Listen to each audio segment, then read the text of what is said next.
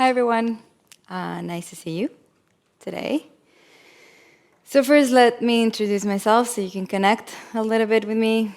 I was in here yesterday because I had another conference, so I might not have talked to you yet, but if you are available later, we can definitely have some chats if you're interested.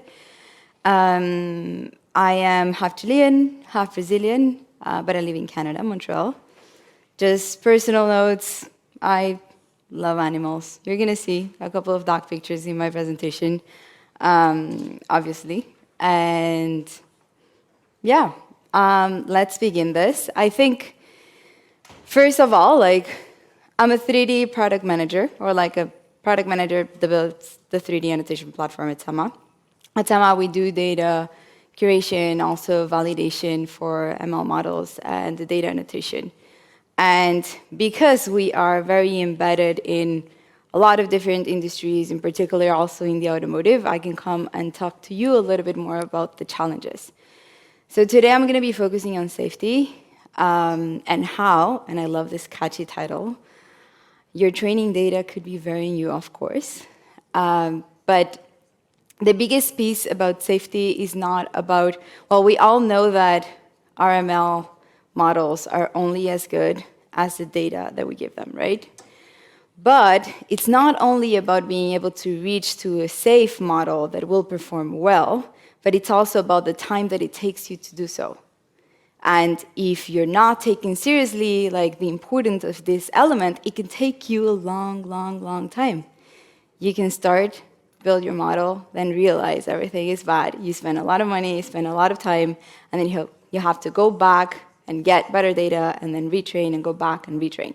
So this session is all about how you get to safety in a fast way. And I'll start in here with general guidance of what I'm going to be talking about. So the first thing is going to be noise. We all know how noise is bad for your models and what to do about it. The type of noise that you can avoid and the ones that you can't. Then I'm going to talk about the right quality strategy that you have to take when you think about the noise, tips and tricks to optimize your process. And with process, I mean the process of getting ground truth data for your models, if it's in data annotation or validation. And lastly, I'm going to talk about Tama, of course, and some key takeaways. So let's start. Noise and what to do about it. We all know that noise exists. Noise is everywhere. Noise is a typo in my presentation. I should have added a typo on purpose, but I didn't. It's a typo in my presentation is me mixing up words. I also do that a lot. Noise is human mistake. And there's no way that you can avoid it, especially when you have very high complex deep learning algorithms that require so much data. There's no way that you can guarantee a noise-free data set. There's always going to be a human mistake. Even if we do our best into building automation tools to do auto labels and all that, there's still someone that is going to be reviewing that, ensuring that that data set is not introducing any problems into your model. And that still is human mistake. Another type of noise would be subjective ground truth.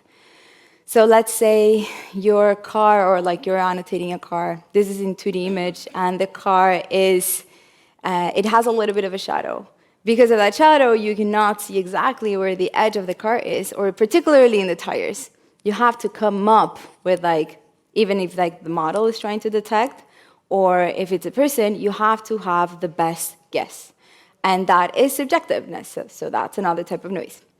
And then you also have to think about data accuracy. So the sensor data or the sensor information might not be perfect. You might have low resolution cameras or really bad localization. I guess a lot of you have seen that coming in place. And all of those type of sensor data accuracy can also introduce noise into your annotations or into your models, right? So there's not much that you can do about this noise. But your model doesn't need perfection. So if you see a typo, you can still gather the context, right? If you gather the context, you can understand what I was trying to say. If I make a mistake, it's the same, exactly the same. The deep learning models are meant to learn from that too. they can identify these patterns and they can learn how to ignore them. So what are the examples of noise that actually hurts your model then? The examples would be, first, a critical high-level noise in your data. So as I said, deep learning models are good to ignore some level of noise. However, too many incorrect examples can definitely prevent them to learn from the signal. So typically, and you all might know about this, but maybe you can take up until like 5% of noise so they can learn from the signal. If it's more than that, then it's a problem. And in here are a couple of examples, right? Like, where do you have to focus on that noise? In this data set, you have, let's say, a task that is at 90%. You have one critical error. You have another task that is 100%. You have another at 99% with like one maybe non-critical error, and then 95% with maybe a few more non-critical errors. If you think about the overall score of that, is 96%.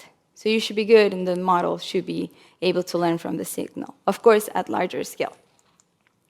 Second, and this is my favorite one, particularly noisy slice or segments. If you, well, maybe here in Germany, in Berlin, you have the same thing, but at Montreal, there is a particular date that motorcyclists cannot road. They cannot go to the road anymore. It's a very sad day for them because they really love and enjoy the ride. But that means that if you start collecting data, I don't know, a day before that or a couple days before that, you're not going to have enough motorcycles in the road. You're only going to have a little bit. So even if your data is at 95% or more, if you're thinking at the overall picture, everything is good. But if you're not taking a deeper, closer look into those segments, then you're not going to be able to see how these errors are actually quite critical. If you dive deeper into the motorcycles, maybe the data set of motorcycles is 50% accuracy, and that is not good. And I think this is one of the biggest reasons why edge cases are so important, because edge cases are all about particularly noisy slices or segments, because you cannot get enough of them on your data. The third one is consistent noise, systematic errors. This is one of the biggest problems. Before I talk about this, look at that picture. I told you guys there were going to be dogs. If I were to ask you all how, you have to define the direction of travel of all objects, including animals. If I were to tell you what is the direction of travel of this beautiful dogs, they're sleeping, by the way. I've got from people telling me that they look like not sleeping, more like in a worse state, but what would be that? This is a big room, and probably no one will be able to agree on an answer for that. So the biggest problem in here is when you build this consistent errors or like consistent noise in the pattern because you're not defining this in your instructions and then in your quality rubric.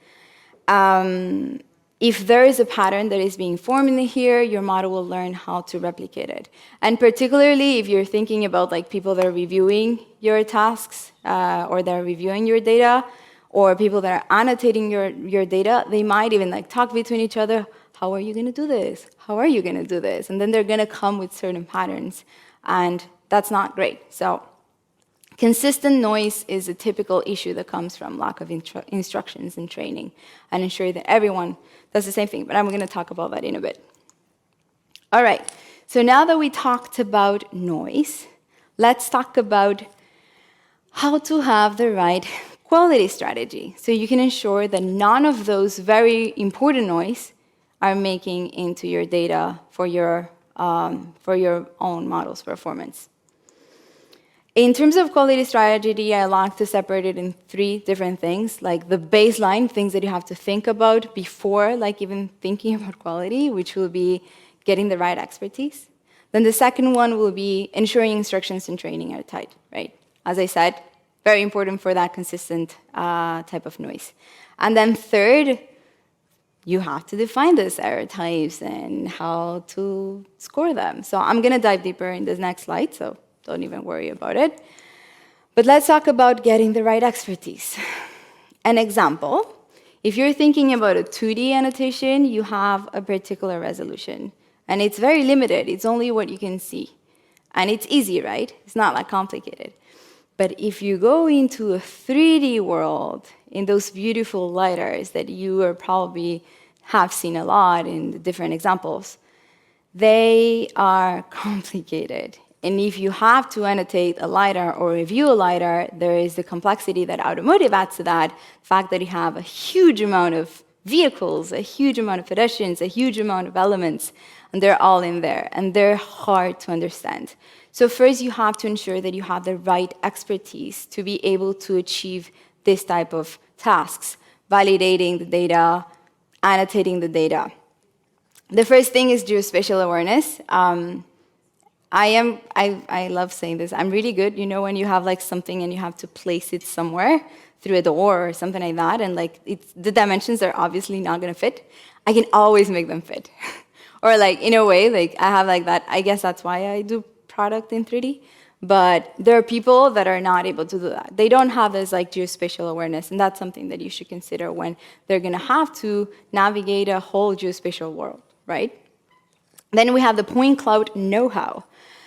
The point cloud know-how, there's two different types of know-hows, right? One is how to interpret a point cloud, how to interpret the whole information that that point cloud gives you in terms of like density, intensity values, what does the intensity values mean, how far away you can see. And I love this example because when I talk to my users, because my users are the ones that are reviewing, one of my set of users, are reviewing and looking at this point cloud day in and day out. That plastic bag that you can see in the last session, like it might not be that high definition in other data sets, but they might even realize what those plastic bags are because they're looking at it every day. So it's really understanding how to visualize or like critically think about a point cloud so you can identify the objects, but it's also about particular type of point clouds. So if you're getting one sensor type, it's probably going to be low definition, no intensity values. There's a whole lot of learning in that if you were used to another sensor type that it's extremely high resolution, it looks like an image, right? So you have to ensure that that knowledge is in there.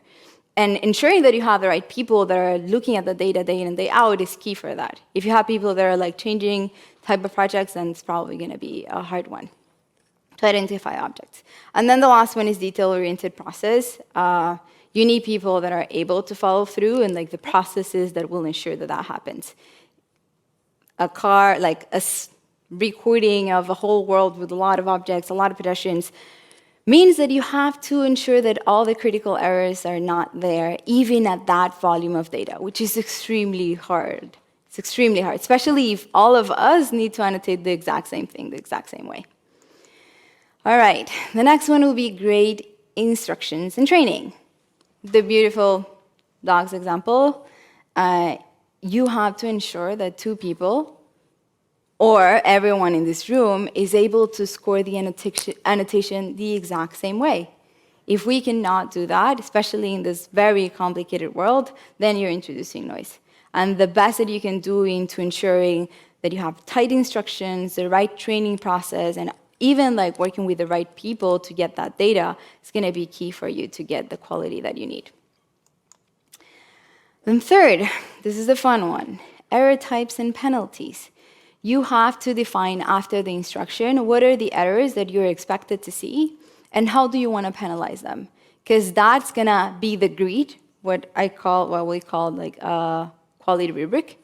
So how robust that quality rubric is will ensure that your data will not capture the wrong errors, right?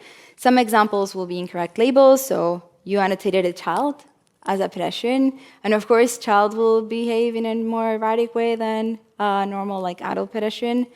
So that might introduce big problems. Miss objects, think about a car that is super far away, but you cannot identify it because there's only 4 or 5 points, but you still want to identify it. Those are also errors that you have to consider. Do you want it to be critical, non-critical, etc.? Miss points. You have points outside. So let's say you are annotating a car and the car is in front and you're missing the points from the back of it. Then, of course, the time to crash is completely different if you're like putting it a little bit before because you're missing those points. That will be another example. Bloom or reflection, the typical one that comes from sensor It's important to note on how to identify whenever you have loom or reflections in your data. Object tracking. This is a hard one. So think about a car that leaves the scene in 2D, for example, and then it comes back. Do you want the object ID to be the same? You don't care that the object ID is the same? Do you want that same object to be attributed as the same or not? Or even like, we see that a lot in validation, ID swapping. The detection goes to another one, the detection goes back, so ensuring that you're not introducing that back into your model. Object size. When you're annotating an object that is far away, you cannot see that much. But because you didn't see that much, you can assume that it's like a sedan-sized vehicle, right? But it might be a truck. And if it's a truck, like, do you want that object to be annotated at that size, or do you want to be representing the actual full size of that object? Oops, okay. Too tight or too loose? It would depend on your quality requirements. I would suggest that look at your sensor accuracy before you define how tight you want your objects to be, or how loose do you want your annotations to be too. Incorrect direction of travel, the one that I was talking about in regards to the car, and knowing where the object is going. Alignment errors will be another one, so the object is properly aligned in terms of like the yaw, the pitch, the roll. Are they kind of like jitters happening? It's the object kind of like moving like that, where it's not necessarily the right path that the object should be doing. And then jittering will be another one. It can be on the side, but also it can be kind of like jumping up and down if you don't have ways to like ensure that there's like a smooth line in there.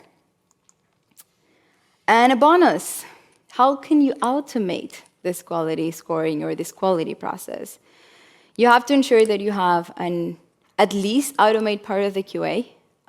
You can do that. You can do that through scripts, everything that can be checked automatically. You can check for it to ensure that you're not introducing errors for free. When you can avoid them, it's key. And you have to ensure that you have the right tools so you can add this, like, let's say, script or like automation on top of your annotation or validation. The second one would be goal tasks. If you can come up with a goal task and you can score it perfectly at 100% score within your quality rubric, then you can give that. You can give that to all of the annotators to ensure that they're all aligned and that they're not scoring things differently. So that would be a great way to ensure that instructions and training is properly set up. If you cannot do that, it means that you have to go back to the drawing board and ensure that you know all the type of errors and instructions that you need to set for your data. And then some cluster analysis. It's kind of like a key item if you want to see that they are all scoring the same way. You can always see if there are some patterns that are being formed, if people are like outside of that range or not. Okay, so when would you need a quality rubric? With quality rubric is defining all these error types and ensuring I add to the quality rubric the instructions, because there's no way that you can achieve quality without instructions, and ensuring that like the people that are going to be reviewing or ensuring that your data is error-free are going to do this right. I say always. Doesn't matter where you are in your development cycle. If you're in exploratory research or if you're in edge case management, you really have to have control of this. And putting yourself in the shoes of the person that is annotating will help you throughout the way. Okay, so tips and tricks to optimize the process. First, be hands-on, save money and time. If you're not hands-on, you're not going to be able to identify all those things, and then you're going to get to the end of the process, you have all your data, and then you realize your model is not performing. You go back, you see your data is not good. It's because you're not hands-on enough. Think about time versus quality. You can always reduce scope and increase iterations. So if you start small, iterate, and ensure that things are good, and add on top of that, you're probably going to be ensuring that your things are going to be good. Think about reducing ontology size or label attributes. Do you really need all those time variables of an object or not at that moment? Think about reducing the region of interest or even the annotation accuracy, depending on your needs, or sensor accuracy as well. And experiment with your labeling process. You're going to be able to fastly identify sensor quality issues and how bad they are for your annotation or for even for your model, identify edge cases, and experiment using a strong annotation platform and also a strong annotation provider that will be able to guide you through and give you that, kind of like remove that from your plate and help you through that process. Oh, so that brings me to who should annotate your data. At the beginning, you have to do it yourself, or at least that you have to be extremely close to the process so you can identify all these things. But then you're going to have to think about scaling. And if you want to scale your workforce or like your model, you'll need more data. And for that, you need a third-party workforce, like Sama Pro, which will be the work that we will be doing. So about Sama. Well, there's always this like slides of like, why would you choose Sama? There's all this reason: quality, scale, ethical AI, and security. But I'm going to diving into only two because we're talking about security, and the most important thing is quality. If you are thinking about quality, you have to ensure that you have specialized agent training, that you have the right quality processes. So we do have multiple steps in quality, including auto QA that takes all the scripts. However, it's fitted for your use case, working collaboratively with the customer to identify that. We have also different like quality processes that ensures a lot of like this like last man in or like last woman in football or soccer. I don't know how to say it in English, but like you have to ensure that you have that last guard of reviews as well.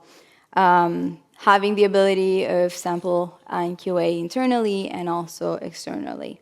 But the one that excites me the most, and the one reason why I'm here right now, is because of this. Sama is, or used to be, a nonprofit organization. It became a technology organization, so we can start supporting you guys a while back. That's why my whole team was hired, and we started investing a lot into our technology. We have impacted more than 59,000 people. I work with them day in and day out. And that's the reason why I'm here, and that's the reason why I'm trying so hard to make sure that we're working together into building a much better solution for you. Yeah, if you want to learn more about that, I can talk to you hours, because I've been in Kenya, I've been in Uganda, and I've been working with them directly to ensure that we have the right solutions for our customers. And of course, we're trusted by the world's most innovative companies. We've been here for a while, and we work in a highly collaborative way to ensure that the needs are met across the different industries and also across all of our customers. And let's finalize with key takeaways then. So, very simple. Noise is everywhere, remember that. But there's always ways that you can ensure that the right noise is not getting into your models by having a strong quality strategy. Make sure that you're controlling that noise, that you're not getting that noise into your data, and then you're not deploying unsafe solutions in production. Of course, you're probably not going to get to that, deploying unsafe solutions, but it's going to take you longer, and it's going to take you a lot of money if you're not thinking of this up front. Start small and iterate. And like that, you can ensure that you're going to be faster into reaching production with a high-grade model and solution and features in your own use cases. And leverage Sama Pro or any annotation provider that will be able to achieve the quality that you need. And thank you. If you want to talk to me later, you can pass by. I'm going to be walking by, drinking coffee and water, and near probably the Sama booth. I can talk to you about quality, I can talk to you about ethical AI, or I can talk to you about music, because I love playing music. So if you want to talk about anything, please come and see me.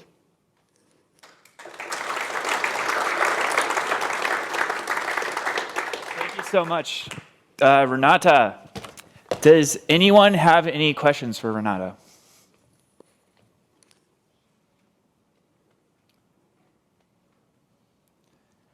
Anyone? I was too clear. Too clear, too clear. Well, I have a question. Go ahead. Since we're in a very similar space, I'm interested in client QA, right? So in terms of ridding noise in the data, it seems as though like a client should be involved in that enforcement of a quality rubric. Yep. So I'm wondering, from your perspective, how involved should that client be in that grading process? And what are like the most successful internal processes that you've seen within organizations, like a dedicated labeling organization, that have helped improve that process when working with Sama? Yeah, sure. I said it quite loud. You have to be very close in the process so you can understand what's going on with your data set. Not only because you want to ensure quality, but because you're probably going to learn a lot about your model mistakes and like what you should be looking up into your model. So I would recommend a highly engaged customer in all the quality problems. But of course, especially if you're starting or if you're like not necessarily have the whole expertise of the industry, you can leverage your annotation partner to give you the guidance, right? Because of course, like us, we have a bunch of different like best practices from different industries as well, like what should be the things that you do. And we usually flag when things are weird or wrong or like it's not necessarily following the best practices.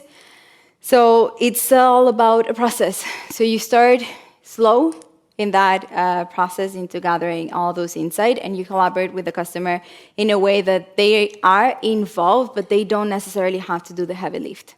And that's a key element of the good annotation partner is that we do the heavy lift because it's already embedded in what we need to do. So if you start small and you have the right processes to flag back all that information, it's fine that you're not figuring out the whole edge case situation from the beginning or all the instructions from the beginning, as long as you have a good process to flag them back and add it to your annotation quality rubric too. Great. Any other questions for Renata while she's here? No? Yes? All right. Thank you so much. My pleasure.